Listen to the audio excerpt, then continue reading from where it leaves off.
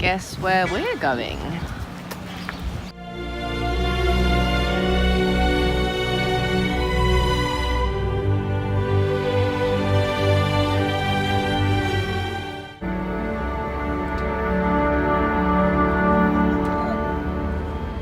Hello, I just wanted to welcome you on your journey to Hobbiton. I'm very, very pleased that you're able to take the time to go visit our set. It's great when you're making a movie, everything's so temporary. The film survives, but the sets and the costumes and the props that you make, they all just get thrown away. And so I'm delighted that Hobbiton has managed to survive, and I'm really pleased that you're taking the time to visit it, and I hope that you enjoy yourself. House and the double-arched stone bridge. Later on in the tour, we'll be heading across that bridge and into the world-famous Green Dragon Inn. By that time, you'll have worked up quite a purse. That's okay. There's a drink waiting for you in there with your name on it. You've just got to arrive the same time as I do.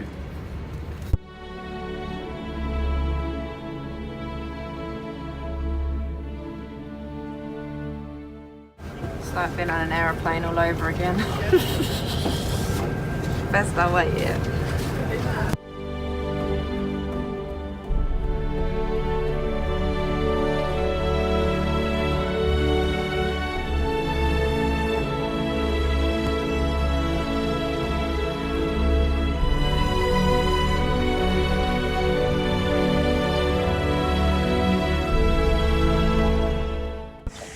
Little bit of background. So in 1998, when the producers and directors were looking for a scene to film the Lord of the Rings, they flew over Alexandra Farm, which is where we are now, and went to the family and asked them if they could use it for the set. It was then used in 1999 for the first Lord of the Rings set and taken down. Then when they come back again to produce The Hobbit, Russell Alexandra and the producers decided to create the set as a permanent fixture, and that's where we are at now.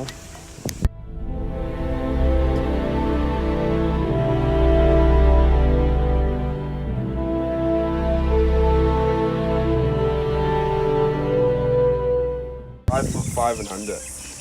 And can anyone tell me who lives up at the top of the hill under the oak tree in the house with the green door? Bilbo and Frodo. Perfect. And the area we entered in through between the hillsides, that's known as Gandalf's Cutting. And that's where Frodo and Gandalf arrive on a horseman cart in the Fellowship of the Ring. And it appears they're sitting side by side on the horseman cart, but Frodo is actually sitting 3 meters behind Gandalf to make him look smaller. That's a technique known as forced perspective. It's used to make the actors look the size of their characters. No CGI required. They also use child doubles to get that effect. And you'll notice different scaled hobbit holes around the set today. We've got big ones and small ones. The big ones, like that one over there with the yellow door, that one's about 90% scale.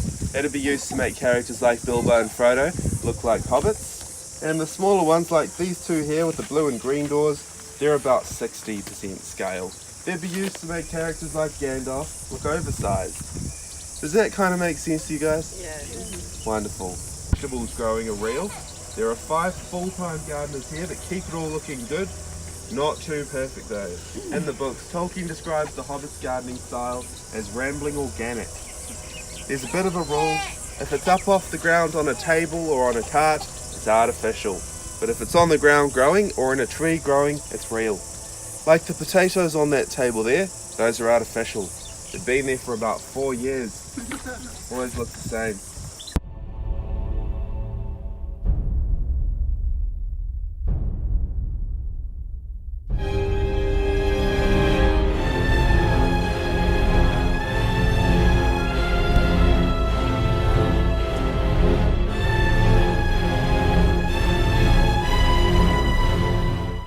Completely artificial, made out of steel, silicone and expanding foam. Has 200,000 artificial leaves right onto it from Taiwan. It's a little bit smaller than the tree they had for the Lord of the Rings. The Hobbit is set 60 years earlier, so the tree had to be smaller to look younger for the Hobbits. For the Lord of the Rings though, they found an oak tree on a neighbouring farm. A live oak tree that they chopped down, brought over here and meticulously reassembled on top of the hill. a couple weeks before they started filming, someone decided the colour wasn't quite right. So they had people lowered in cranes to paint the leaves a different shade of green. So the next time you're having a bad day, just remember that story and be grateful you didn't have to do that job. Boyfriends of Instagram.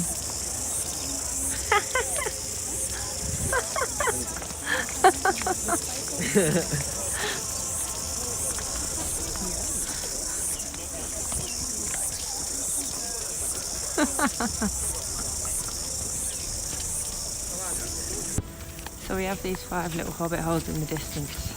The tour guide was telling us so that when the camera panned round, it gave the illusion that the hobbit village went on for miles. It's gorgeous here. Prosthetic budget of all time. And the bottom 4 metres of the party tree was replicated in the studio to shoot Bilbo's big birthday speech, and the part where he puts the ring on, it disappears. But they did still have a big shoot on a field down there. They brewed a beer especially for it called Sobering Thought. It was 1% alcohol, so the actors didn't get drunk. It didn't taste very good. Don't worry, it's not the same one we'll be serving you in the Green Dragon. And there's a well-known bit where Merry and Pippin sneak into Gandalf's firework cart, steal a dragon firework and set it off underneath the tent, sending the tent blasting up off the ground into the air. And to achieve that shot, they did it in real life down there. Right next to the party tree, they attached a high tensile wire from one of the branches of the tree to the tent and put a spring in the tent, so when the clips were released, it took off into the air. Bilbo and Frodo's little hobbit hole. It's also the biggest one on the set. It's big enough to fit around 30 people inside quite comfortably. And they built it like that to get the camera in to shoot footage of the rolling green hills, the party tree and the lake. And as you can see, it appears the interior has been decorated. That is just an illusion. As I said earlier, all of the interiors were built on a soundstage in a studio in Wellington. They built 2 different scales of the interior, a big one and a small one. The big one for shooting Bilbo and Frodo, a small one for shooting Gandalf to make him look oversized. Not to do with the Hobbit, but look how big this butterfly is in comparison to the size of my hand. Oh.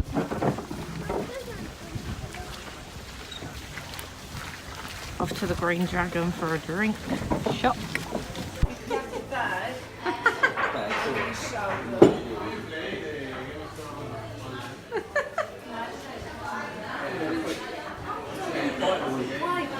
Oh wow, this is brilliant.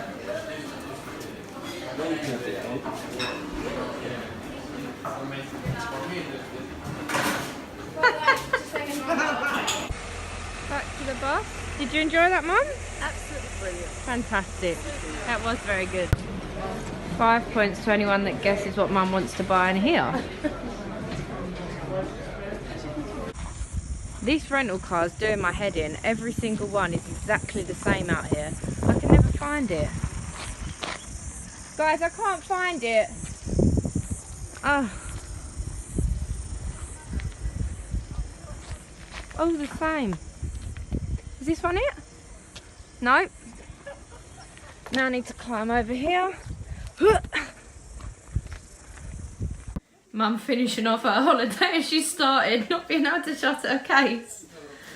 And I've given Gary a little present of taking a whole bag of my crap back.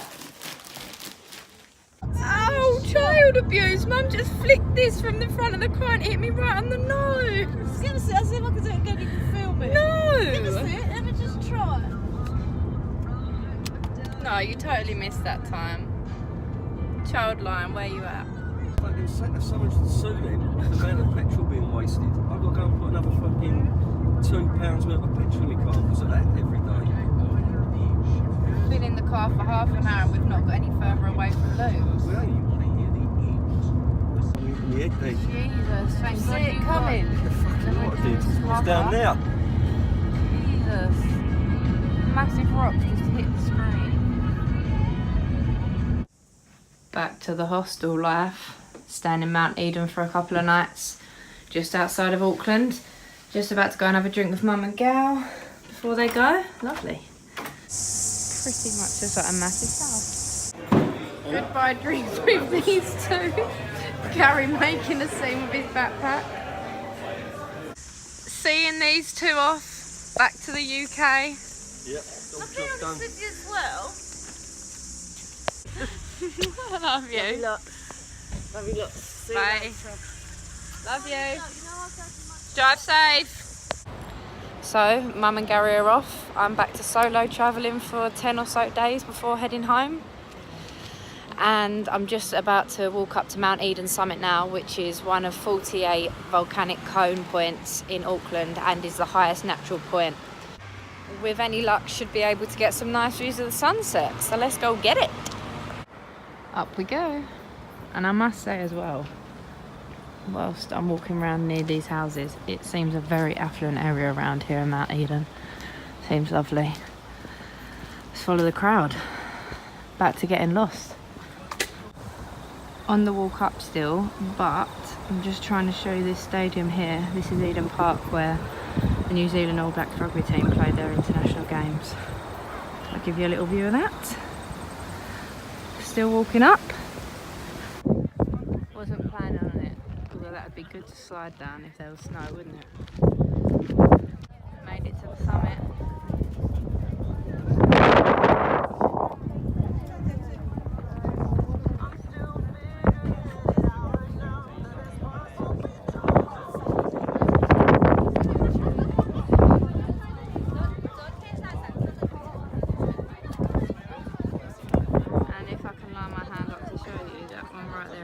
Tower, which I may or may not jump off in a couple of days. Yeah, now I'm just going to head over here.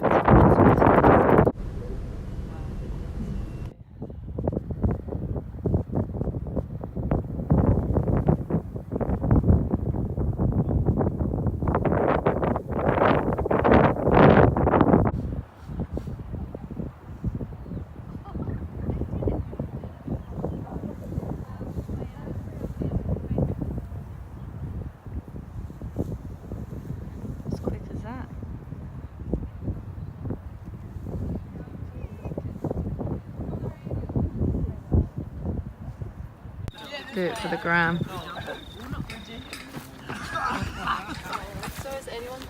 This place is wicked. It's just like a massive house. All separate rooms and bathrooms. And the little common room downstairs is like a living room.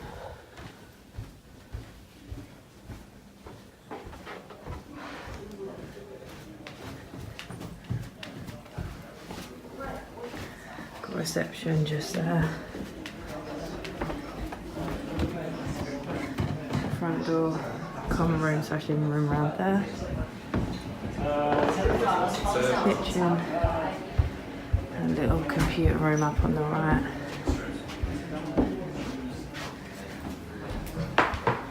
Laundry and outside area.